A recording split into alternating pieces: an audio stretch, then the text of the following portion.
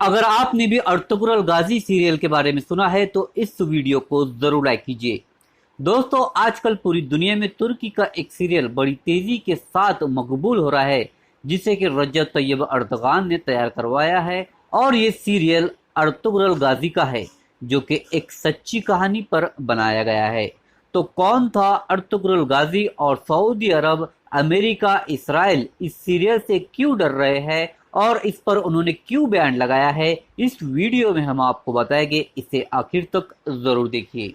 دراصل بات 13ویں صدی کی ہے، جب سلمان شاہ کے بیٹے ارطغرل غازی، جو کہ کائی قبیلے سے تعلق رکھتے تھے، اس قبیلے میں 400 سے 500 خاندان شامل تھے۔ ارطغرل غازی ایک بہترین جنگجو تھے، جس نے کئی علاقے فتح کیے اور ان پر راج کیا۔ اس کے بعد ان کے بیٹے، جن کا نام عثمان تھا، وہ بہت عادل اور پکے مسلمان تھے۔ عثمان نے خلافت عثمانیہ قائم کی۔ خلافت عثمانیہ ارطغرل غازی کے سپنے کی تعبیر تھی۔ ارطغرل نے خواب میں دیکھا تھا کہ 4 پہاڑ اور 4 دریا ان کے قبضے میں ہے۔ یہ چاروں دریا ان کی سلطنت میں آئے۔ دجلہ، فرات، نیل اور تیندوک، یہ 4 دریا تھے، اور 4 پہاڑ میں کوہ طور، کوہ کاف، کوہ اطلس اور کوہ بلقاف، یہ تمام ان کی سلطنت میں آئے۔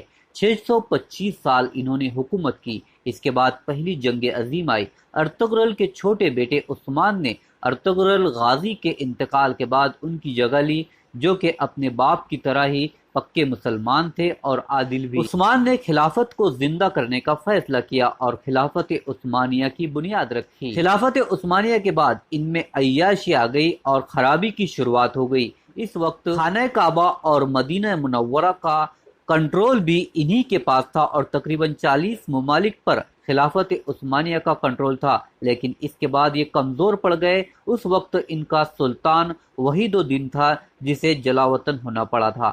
پہلی جنگ عظیم میں دنیا 2 حصوں میں تقسیم ہو گئی تھی۔ ان میں سے کچھ ممالک برطانیہ کے ساتھ تھے، جس میں امریکہ، آئرلینڈ، فرانس، روس، اٹلی اور کئی ممالک شامل تھے، جبکہ دوسری طرف ترک تھے، جن کا ساتھ جرمنی وغیرہ دے رہے تھے، اور وہ اپنی خلافت بچانے کے لیے زور لگا رہے تھے۔ اس جنگ میں پہلے 3 سال تک خلافت عثمانیہ والوں کو فتح ملتی رہی، لیکن پھر یہ مالی طور پر جب کمزور ہوئے تو یہ جنگ ہارنے لگے اور کمزور پڑنے لگے۔ اس کے بعد ایک معاہدہ ہوا، اور یہ جنگ بندی کا معاہدہ تھا، اور خلافت عثمانیہ کا خاتمہ اسی معاہدے کی وجہ سے ہوا۔ اس وقت 40 ممالک خلافت عثمانیہ میں شامل تھے، اور وہ الگ ہو گئے، جس میں سعودی عرب، عراق، شام، مصر وغیرہ بھی شامل تھے۔ اس طرح ترک سے مکہ اور مدینہ کا کنٹرول بھی ہاتھ سے نکل گیا۔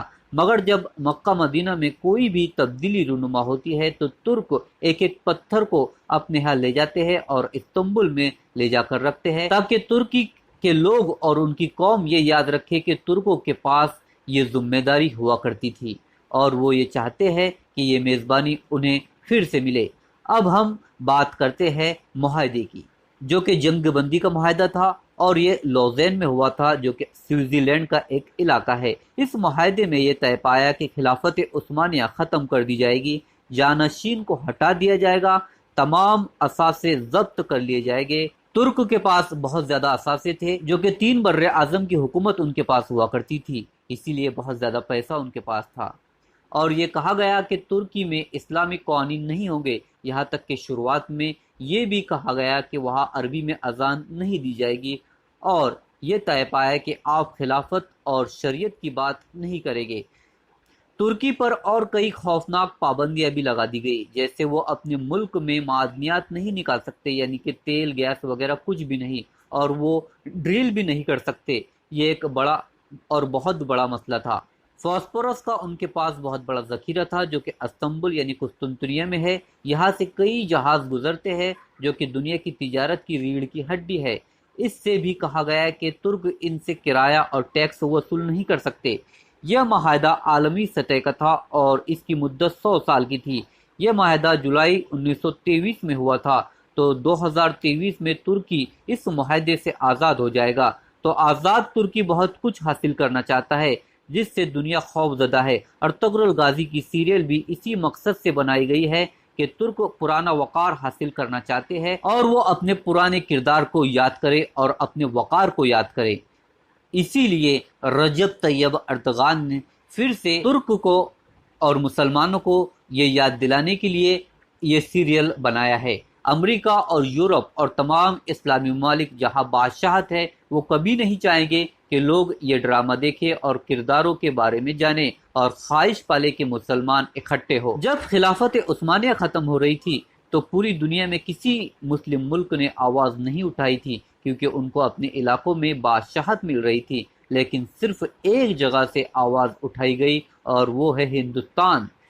ہندوستان کے کئی لوگ ترک کا ساتھ دینے وہاں پر پہنچے تھے اور ان کی قبریں اب بھی وہاں پر موجود ہے۔ اس وقت پاکستان بھی ہندوستان میں ہی شامل تھا۔ یہی وجہ ہے کہ ہندوستان اور پاکستان سے ترک زیادہ پیار کرتے ہیں۔ اب 100 سال ختم ہونے کے بعد ترکی اپنا حق مانگنے کی کوشش کرے گے اور اس کی تیاری بھی وہ شروع کر چکے ہیں۔